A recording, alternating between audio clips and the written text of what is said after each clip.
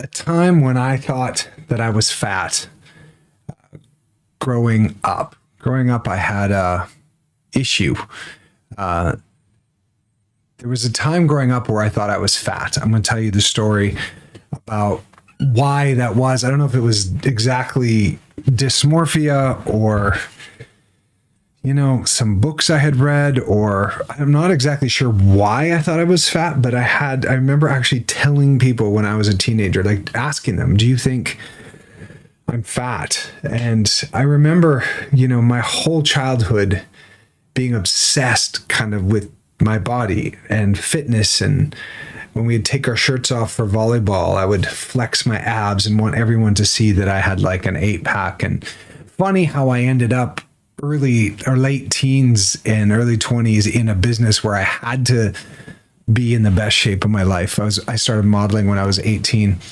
But I remember I watched Bloodsport and seeing Jean-Claude Van Damme and his body. And then I stopped eating sugar. I started taking martial arts, and I just became this laser focused on my body. And it wasn't necessarily the most mentally healthy thing. And I grew up on a farm, so we had a garden and we had access to really good food, but it was also the 70s where they just were starting to introduce all of this processed crap. So we'd get little wagon wheels in our lunch and also a sandwich with tuna or something. And like as a kid, I'd just throw away the tuna sandwich, right? Because you're going to eat the wagon wheel, because the wagon wheel is just so much more tasty and delicious. Am I right? Like why? Oh, that was wrong. Sorry. That's not what I'm trying to do. Oh, that's not right either. There was just a simple thing. That's a little crazy. That's not what I want. Okay. So growing up, I fell in love with nutrition. After reading this book called Fit for Life that Tony Robbins put out like way back there, and it introduced food combining, it introduced healthy fats. And reading that book shifted me really quickly, because there's so much, even back then, there was so much conflicting information. Everyone was saying eat low fat in the 70s. And so I did that for a minute, but then I found this book, and I actually have it right here. I know I'll bring it out tonight. We're doing a live coaching tonight, by the way, live training on on having your food be your medicine and just eat real food. And it's called tonight's training is called Eat Your Way to Health, and it starts at 5 Pacific. If you comment the word foodie, we'll send you a link to register. There's only 100 seats tonight, so if you want to join, that's really cool. But I'm going to be telling a version of the story. I want to go a little bit deeper tonight, just into, what every one of you has your food, the birth of your relationship to food. For some of you, it's really unhealthy. And really mentally challenging in a sense, or destructive, that maybe your parents put you on a diet at a really young age and you've just been dieting ever since. There's a way for you to get off of this crazy Ferris wheel, this cycle of this painful cycle of really losing weight, putting it back on, hating yourself, liking yourself a little.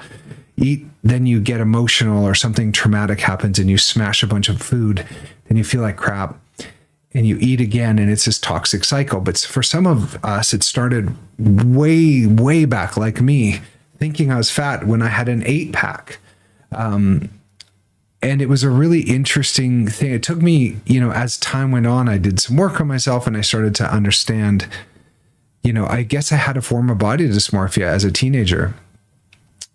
And as I started to read more and to understand how food affects me, was different to how food affected my brother.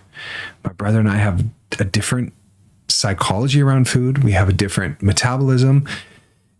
I can eat things that he can't. And so it really put me on this path, because I did men's health fitness covers and I had to be very lean and very fit. And then when my dad got ALS 10 years ago and died from ALS, I tried to understand how we could have food be his medicine. Like, how could we save my dad from this? How do we get the heavy metals out? How do we stop his nervous system from just shutting down. And that changed my life. And then I got my functional nutrition degree, which I'll be sharing a bit more about tonight at 5 Pacific, because doesn't that just sound better? Functional medicine or functional nutrition rather than dysfunctional. You know, the food pyramid, we're going to dig into the food pyramid tonight, how it has grains as the biggest thing that you should be eating and little fats and oils are at the top. You would actually be healthier if you flipped that and had good healthy fats and proteins at the bottom, and the least you ate was grains and carbohydrates at the top. It's funny how these things that come into the zeitgeist of our planet get stuck, and they stay for decades, and it makes people so sick. So we're going to be cracking into that. This is what we're going to cover tonight. Wheat, dairy, sugar, how those things cause inflammation, how to get off them, what to replace them with, how removing processed sugar, how it can dramatically change even your mind and the way you think and your energy and your emotions and your mood and your temperament. And you might be able to get off some of your personality altering drugs just by cutting those out. Also, how do you make that transition, and how do you eat right for you? Because food's so different for everybody. We'll be talking just a little bit about the blood type diet, so understanding your blood type, what foods you eat in alignment with how your ancestors ate. This is my favorite one, is JERF, just eat real food. If that's all you did, guys, is get rid of all your processed, packaged everything, ate real food, went for a walk every day, drank a bunch of water, got some good sleep. In a year, you would be unrecognizable. And if you need help with coaching on that, that's what Kate and I do. During our training tonight, we're going to be sharing, we have 2 things. We have a really simple program, which is like a membership that you can be a part of called the Freedom Portal. And then we have a very advanced training that we work with you every week in a small group. And you get blood tests, and you get detoxes, and you get care packages from us. So there's 2 things we're going to be sharing at the end of the call tonight. But the main thing, if you're confused about what to eat and why does food make you feel bloated or tired or headachy or brain foggy, or why do you eat just to feel comfort? And if that's your relationship. So Kate and I have been working with over 1,000 women in the last 6 years. And we've got a lot of information, and we've got a lot of insight and a lot of examples of people's relationship to food and how it all works together with inside the brain, and how your thoughts, your beliefs, and your emotions affects your relationship to food. So we're going to crack into that a little bit tonight. We only have an hour. We're going to touch on the 70-30 rule, which is something I learned from Tony Robbins. We're going to dip into digestion. Hare Hachibu, which is one of my favorite Japanese concepts. We're going to dig into that, which is leaving room for digestion, discovering some of the foods that make you feel good, some recipes and some food for longevity. And we're going to talk about even building muscle and what foods to eat to build muscle. Mostly women, MC Micmac 86. Yeah, over the years, there's been a few guys. The women are the ones that really do the work, man. Like a few guys we've had have done pretty well, but the women, there's been a couple women in there over 80 that have turned their lives around. Neva did, and Donna did. There's actually, and Charlene's not over 80 on. Hi, Charlene. But there's a group of women that have really, it's just absolutely been incredible to watch what they have done at any age. And so, yes, Bettina's coming tonight. Won't you be sleeping, Bettina? Yes, so it's 5 o'clock tonight. Just comment the word foodie. We'll send you the link. We're going to cover all those things. You don't want to miss it. There's only 100 seats. And so if you, and last time 250 people registered. So, if you want to make sure you're there, make sure you get there on time.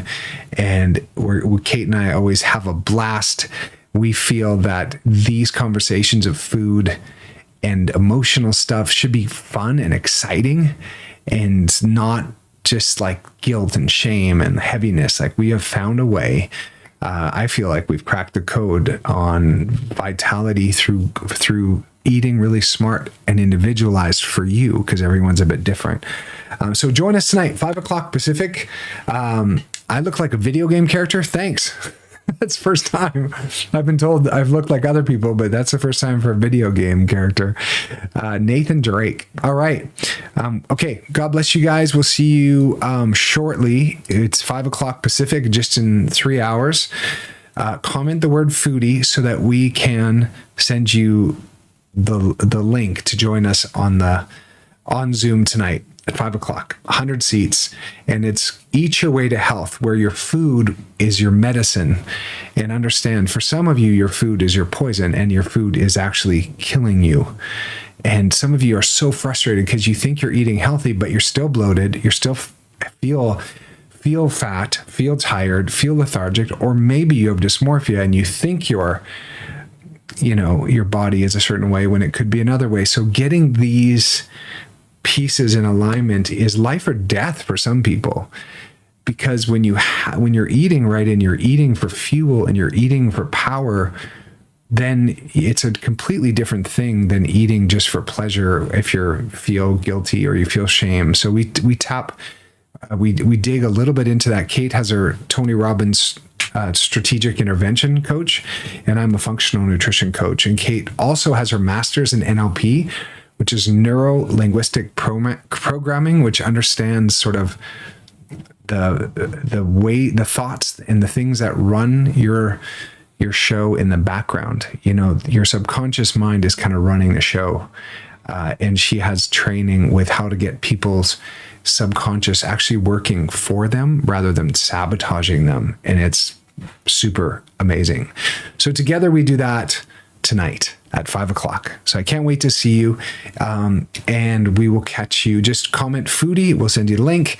And if you're watching this later on the replay, you can still comment on that, or you can also go to freedom-alchemist.com, and there will be a lot of good ways to connect with us there, or my links in the bios. Okay. See you guys there. Don't forget to be kind and gentle and loving and tender to yourself in your thoughts on purpose. And we'll send you guys tonight. Julie Foodie, I see you there. My other chat's not working on here, but I think some of you are here, and we'll catch you guys later. Bye.